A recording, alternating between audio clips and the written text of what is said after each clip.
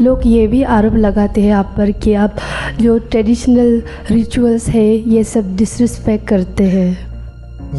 ये कौन सा सत्य है कि जो कुछ परंपरा में चल रहा है? परंपरा में ना आपके हाथ में कभी माइक नहीं था। परंपरा में आपके हाथ में या तो झाड़ू होना चाहिए था या नन्ना मुन्ना। तो ये कहाँ का नियम हो गया कि जो कुछ अतीत में चलता आ रहा है उसको सम्मान देना जरूरी है? ये कहाँ की बात हो गई? अतीत में जो कुछ भी है उसको विवेक से देखते हैं, कुछ उसमें सार है तो स्वीकार कर लेते हैं, और सार नहीं है तो थोथा दे उड़ाए। इसमें क्या इल्ज़ाम की क्या बात है? ऐसा तो है, कोई अतीत के बंधक थोड़े ही हैं, कोई पुराने लोगों के पुरानी धाराओं के गुलाम थोड़े ही हैं कि जो चलता आ रहा है चलने देंगे। कोई चीज़ सिर्फ इसलिए अच्छी है क्योंकि आपसे नहीं जन्मी है, पीछे से आ रही है। ये तर्क क्या है? ये अपने अपमान का तर्क है। कोई चीज़ सिर्फ इसलिए अच्छी है क्योंकि मैंने नहीं रची, किसी और ने रची तो ठीक होगी।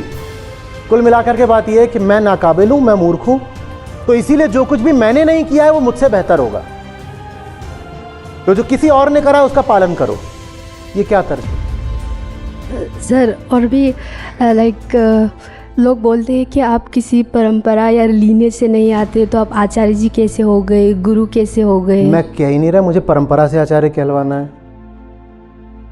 आप बोलते हो इसलिए हूं, आप नहीं बोलो तो नहीं रहूंगा। आचार्य माने शिक्षक। आपका शिक्षक हूं तो आपका आचार्य हूं, और आपका शिक्षक नहीं हूं तो नहीं हूं। मैंने परंपरा से थोड़ी ली है पदवी। परंपरा को एट्रीब्यूशन एरर हो रहा है। उसको लग रहा है कि उसकी किसी चीज़ को मैंने उठा लिया है। मैंने उसकी कोई चीज़ नहीं ली है। मुझे जो चीज़ मिली है वो आपने दी है। जब तक आपने दी हुई है तब तक है। जिस दिन आप वापस ले लोगे उस दिन नहीं रहेगी। परंपरा से नहीं ली है, आपसे ली है। या तो आप कह दो कि हम आपको आचार्य नहीं मानते, तो भी बात ठीक है, नहीं रहा।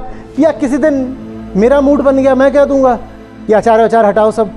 पर परंपरा वाले चिल्ला रहे हैं, अरे हमने आचार्य नहीं बनाया, तुमसे लेने कौन आया था?